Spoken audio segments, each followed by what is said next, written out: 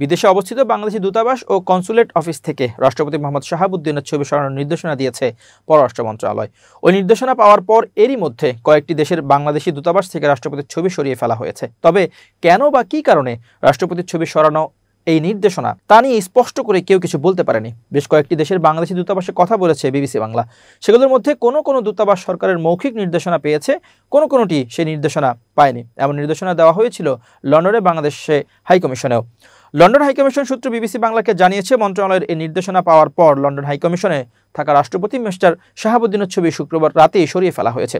Europe, মধ্যপ্রাচ্য, দক্ষিণ এশিয়ার অন্তত 5টি দূতাবাস কর্মকর্তাদের সাথে কথা বলে জানা গেছে, সরকারের মৌখিক নির্দেশনা পেয়ে দূতাবাস থেকে রাষ্ট্রপতির ছবি সরিয়ে ফেলা হয়েছে। তবে এ নিয়ে আনুষ্ঠানিক মন্তব্য জানতে পররাষ্ট্র মন্ত্রণালয়ের ঊর্ধ্বতন একাধিক কর্মকর্তার সাথে যোগাযোগ করা হলে তারা কোনো মন্তব্য করতে রাজি হননি। সাবেক সচিব AKM আব্দুল আউয়াল মজুমদার বিবিসি বাংলাকে বলেন, বিগত সরকারের সময়ে আইন অনুযায়ী শুধুমাত্র শেখ মুজিবুর রহমানের ছবি ব্যবহারের নিয়ম ছিল, রাষ্ট্রপতির ছবি রাখার কোনো আইন ছিল না। তারপরও যদি কোনো অফিসে সেটা ব্যবহার করে থাকে এই সরকারের সময়, তাহলে সরকারের উচিত ছিল লুকোচুরি না করে লিখিতভাবে নির্দেশনা জারি করা। শনিবার মধ্যরাত থেকে বিভিন্ন গণমাধ্যমে এই খবর ছড়িয়ে পড়ার পর সামাজিক যোগাযোগ মাধ্যমে এক ধরনের গুঞ্জন তৈরি হয় যে রাষ্ট্রপতিকেও কি তার পদ থেকে সরিয়ে দেওয়া হচ্ছে কি। নানা আলোচনার মধ্যে রোববার সচিবালয়ে এক সংবাদ সম্মেলনের পরিবেশ উপদেষ্টা সৈয়দা রিজওয়ানা হাসান বলেন, বিদেশি মিশন থেকে রাষ্ট্রপতির ছবি সরানোর ঘটনায় ফেব্রুয়ারিতে নির্বাচন অনুষ্ঠানে কোনো প্রভাব ফেলবে না।